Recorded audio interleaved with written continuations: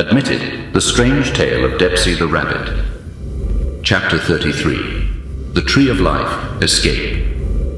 The portal deposited them onto pristine concrete with the gentle precision of a funeral director arranging flowers.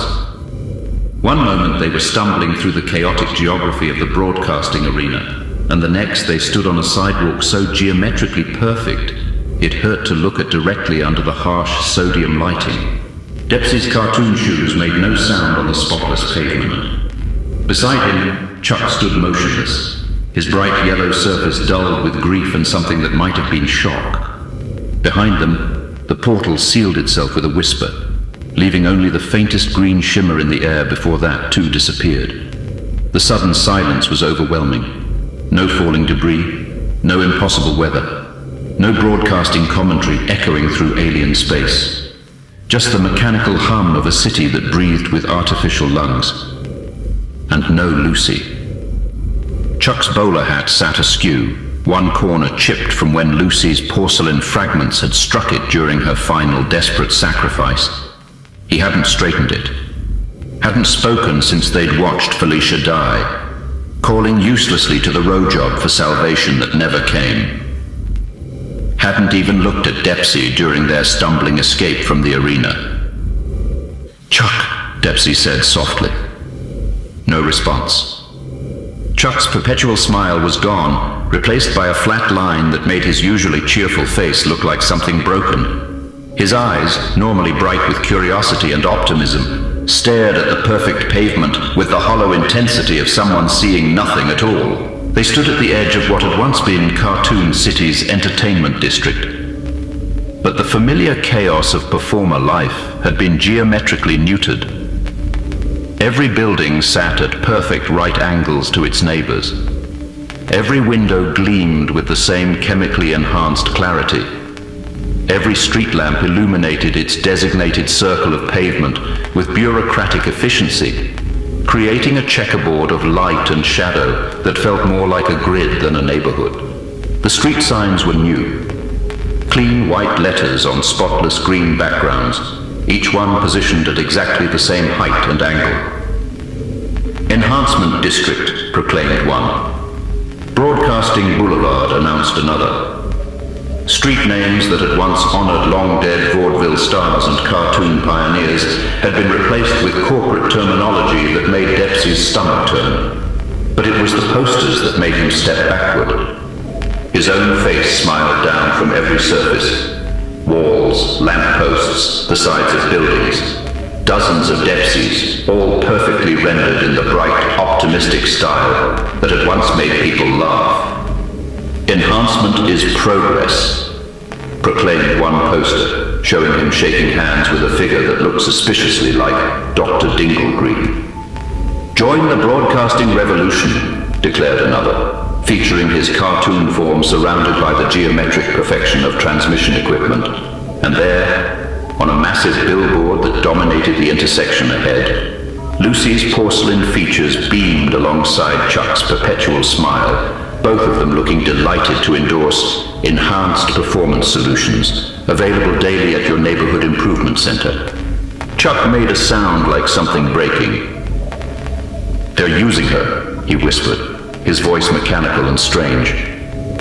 "She's dead, and they're still using her to sell this."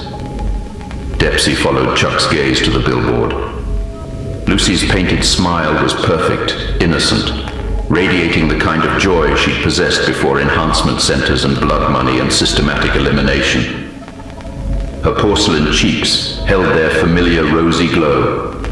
Her golden crown sat at exactly the right angle. She looked happy to be promoting the very system that had just killed her. "They're using all of us," Depsey said, but the words felt hollow. Chuck was right.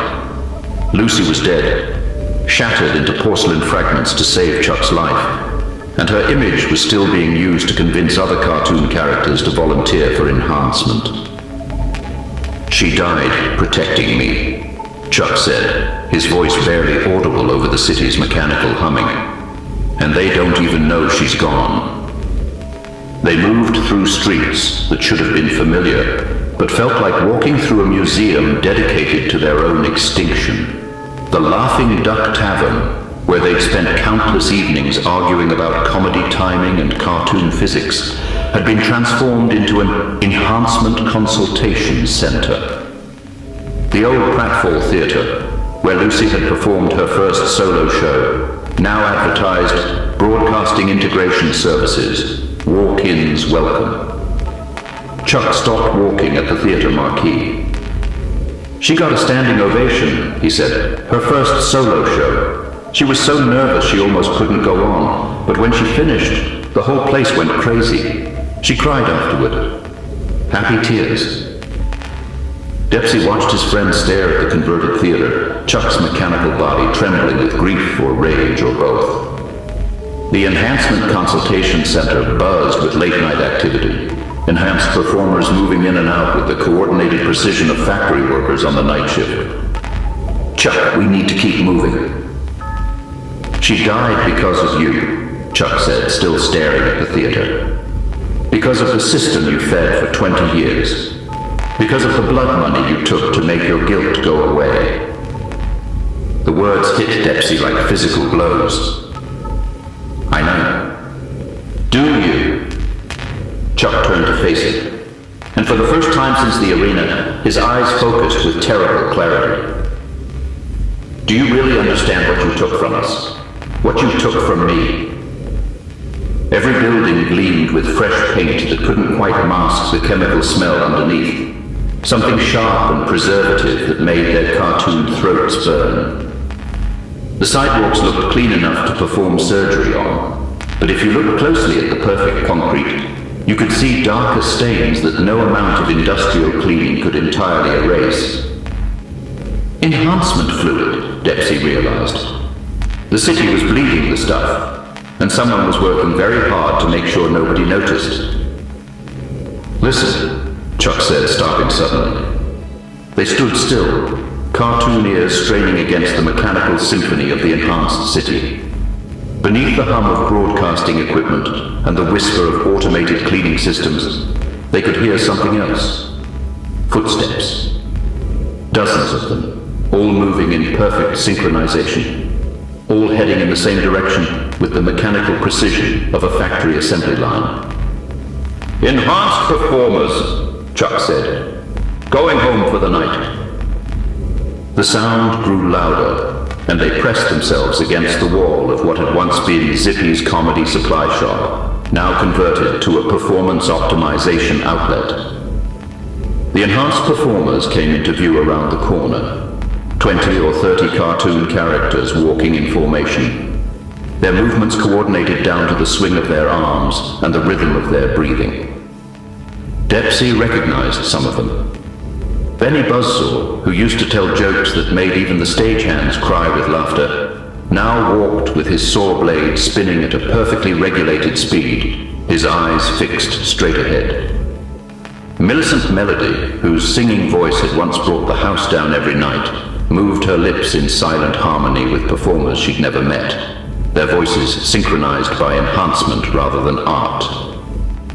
They were beautiful in their coordination, terrifying in their perfection. Every step fell at exactly the same moment. Every breath was drawn in unison. When one performer's head turned to scan for irregularities, they all turned together, a living surveillance system that saw everything and reported directly to the broadcasting network. One of them, Depsey thought it might have been Giggles McGillicuddy, though it was hard to tell with the enhancement modifications, paused directly in front of their hiding spot. The performer's head tilted at precisely the same angle as every other head in the formation. Mechanical eyes scanning the shadows, where two genuine cartoon characters held their breath and tried not to exist. Chuck's hand found Depsey's arm, gripping tight. The grief in that touch was overwhelming, the desperate need for connection from someone who had just lost everything that mattered to him. The pause lasted exactly 5 seconds. Then, as one, the formation resumed its march toward whatever dormitory complex housed enhanced performers during their off hours.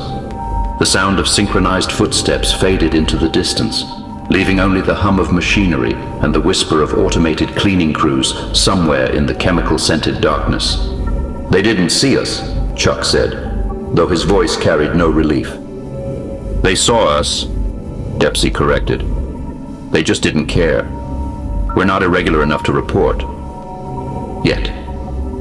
"Professor Gosling," Chuck said suddenly, his voice carrying a spark of something that wasn't quite hope, but wasn't complete despair either. "Professor Gosling wrote about bidirectional signal flow." "Chuck!" "No, listen!" Chuck's grip on Depsey's arm tightened, desperate enthusiasm bleeding through the grief. "Gosling's research about broadcasting technology, he said the signal could work both ways. If they can reach audiences through the screens, maybe we can reach back through them." Depsey felt something stirring in his chest that might have been hope. "Reach back to what?" "To whoever made us," Chuck said, his words tumbling over each other in their hurry to escape. "Someone had to draw us originally, right? Someone had to create us before Mr. Mystery and Dr. Dinglegreen got involved. If broadcasting can connect to human minds, maybe we can connect to our creator." The idea hung in the air between them like a lifeline thrown into deep water. Somewhere in the human world, someone had once sat at a drawing board and brought them to life with pencil and ink and love. Someone who had no idea that their creations were being tortured for the entertainment of an audience corrupted. Someone who might have created Lucy with the same care and affection, never knowing she would die protecting her friends from cosmic horror. "The projector," Depsey said, understanding beginning to dawn. "Your projector back in the basement. If we could modify it." "And the robot," Chuck added, his voice breaking slightly. "Lucy's robot. Maybe it could help us seem real to them. Help us prove we're not just entertainment." His voice cracked completely on Lucy's name. "And the ink," Chuck continued, forcing himself to go on. "The blood money ink. It shows truth, doesn't it? Maybe it could amplify the signal, make sure our creator understands what's happening." They stood in the shadow of the performance optimization outlet, two cartoon characters planning to reach across dimensions for help from someone they'd never met. One grieving his murdered friend, the other carrying 20 years of systematic guilt. It was insane. It was desperate. It was the only plan they had that didn't involve enhanced modifications or elimination orders. "We need to get to the basement," Depsey said. "Get the equipment and get out before..." A new sound cut through the mechanical symphony of the enhanced city. The whir of surveillance drones launching from broadcasting towers throughout the district. Spotlights swept the perfect streets in geometric patterns, searching for irregularities with the methodical precision of antibodies hunting infection. "And then?" Chuck asked. Depsey's silence stretched too long. "Then where do we go, Depsey? Where in this entire corrupted city can we hide long enough to contact our creator?" There's one place." Chuck waited. "My secret room. Behind the bookshelf in my dressing room. 20 years of blood money has saturated those walls with cosmic protection. The broadcasting system can't penetrate it. The entities can't see through it." Chuck stepped backward, as if Depsey had struck him. "Your secret room. You want me to hide in the place where you planned Lucy's death?" "I never..." "The place where you counted your blood money, where you read your elimination orders, where you planned the murders of 43 of our friends." Chuck's voice was rising, mechanical grief giving way to something harder and more dangerous. "You want me to hide in your murder room?" The surveillance drones were getting closer, their spotlights sweeping methodically through the district. Behind them, the enhanced performers' synchronized footsteps grew louder as the formation returned, their sensors having detected the irregularity of genuine emotion in a world built for artificial perfection. "I know what that place means," Depsey said desperately. "I know what I did there, what I planned there. I know it's like asking you to sleep in a grave, but those walls are stained with 20 years of guilt and cosmic ink. It's the only sanctuary left. The place where you probably plan to kill me too eventually. Depsey's silence was answer enough. And Lucy? Chuck whispered. You probably had a letter with her name on it, somewhere in that room. Chuck? Did you? Chuck's voice was mechanical and terrible. Did you have orders to eliminate us?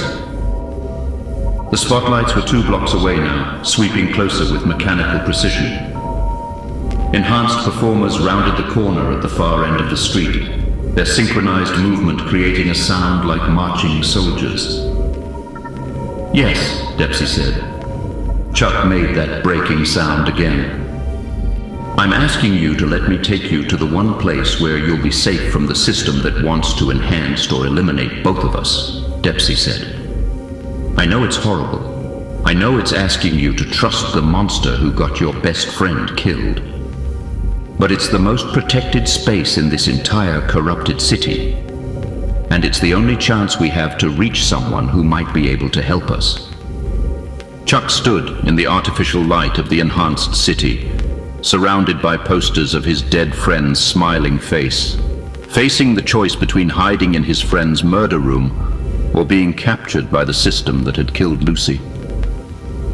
We have no choice, Chuck said finally, his voice carrying the weight of absolute despair. Do we? No, Depsey said, we don't. Then let's get the equipment, Chuck said, starting toward the basement entrance. Let's get it and go hide in the place where you plan to kill us. And if this creator contact doesn't work, if we can't reach someone who cares enough to help us. He turned back to look at Depsey, his face empty of everything except exhausted grief. Then Lucy died for nothing, and I'll never forgive you for that. Never.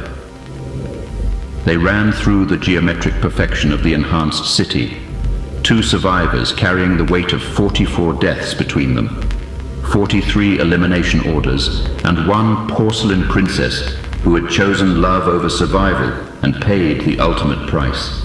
The basement door of the Blame It on the Ink Playhouse waited ahead, promising equipment that might save them and horrors that might destroy whatever friendship they had left. Behind them, the enhanced city hummed with the mechanical precision of a beautiful corpse, perfect and preserved and utterly without mercy for anything genuine enough to grieve.